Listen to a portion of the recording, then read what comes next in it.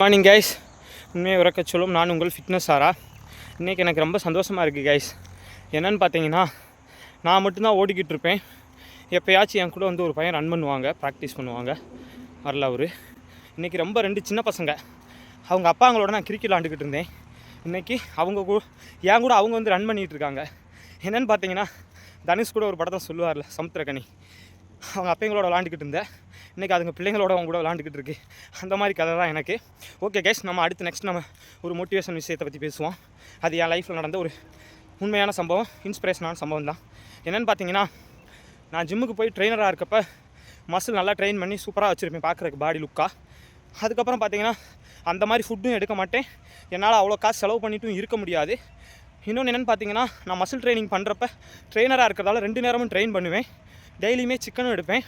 மதியம் ஒரு 3 ஹவர்ஸ்லேருந்து 2 hours confirm நான் மதியமும் தூங்குவேன். ஆஃப்டர்நூன் கண்டிப்பாக ஸ்லிப் கொடுப்பேன்.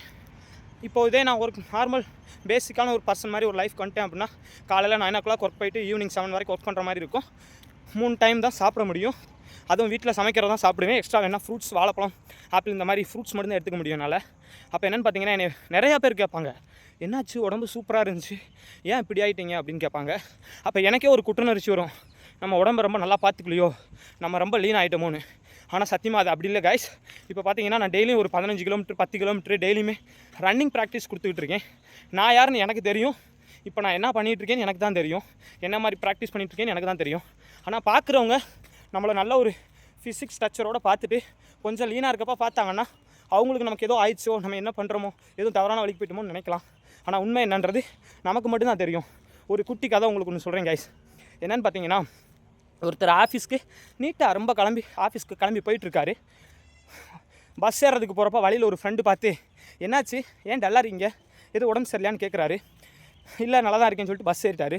பஸ்ஸில் போனோன்னே அங்கே 2 நண்பர்கள், ஏன் என்னாச்சு, ஏன் டல்லாக இருக்க, எது உடம்பு சரியில்லையா அப்படின்னு கேட்குறாங்க. இல்லை நான் நல்லா தான் இருக்கேன்ட்டு ஆஃபீஸ் போயிட்டார். ஆஃபீஸ் போனவர், ஆஃபீஸில் எனக்கு உண்மைக்கு உடம்பு சரியில்லை அப்படின்னு லீவ் லெட்டர் எழுதி கொடுத்துட்டு வீட்டுக்கு வந்துட்டார். இப்போ இதிலேருந்து என்ன புரியுது கைஸ், நல்லா இருந்த உடம்பே 4 பேர் நமக்கு நல்லா இல்லைன்னு சொன்னதால் அந்த உடம்பு நல்லா இல்லாமலே போயிடுச்சு. பாம்பு குத்தி செத்தவனும் இருக்கியா, முள்ளு குத்தி பொழைச்சி வச்சா அது கதை வேறு மாதிரி. சரி, ஓகே.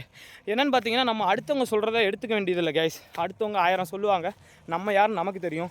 ஒரு எக்ஸாமுக்கு ப்ராக்டிஸ் பண்ணி அதில் ட்ரெயின் ஆகிறவங்களாக இருந்தாலும் சரி, இல்லை ஒரு வேலைக்கு ட்ரை பண்ணிகிட்டு இருக்கவங்களாக இருந்தாலும் சரி, நீங்கள் ஸ்டார்டிங்கில் என்ன ஸ்டேஜில் இருந்தீங்க, இப்போது அந்த துறையில் எவ்வளோ தூரத்துக்கு டெவலப் பண்ணியிருக்கீங்க உங்களுக்கு தான் தெரியும். ஆனால் பார்க்குறவங்க என்ன நினைப்பாங்க, ரிசல்ட்டை மட்டும்தான் அவங்க பார்ப்பாங்க. நம்மளை எப்படி நம்ம கொஞ்சம் கொஞ்சம் ப்ராக்ரஸ் பண்ணிக்கிட்டோம் அப்படின்றத யாரும் பார்க்க மாட்டாங்க.